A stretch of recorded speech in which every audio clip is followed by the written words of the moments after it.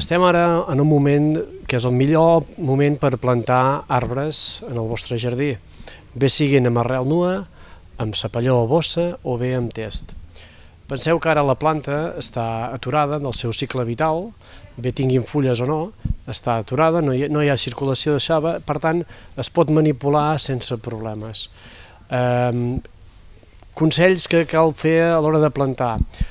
Heu de tenir en compte que aquest arbre que planteu, sigui el tamany més petit o més gran, heu de pensar com serà aquesta espècie amb tot el seu desenvolupament al llarg dels anys, perquè eviteu possibles problemes que es puguin acostar a façanes, tanques, etc., pel tamany que es puguin créixer. I és molt important a l'hora de fer la plantació d'un arbre fer bé la preparació del terreny.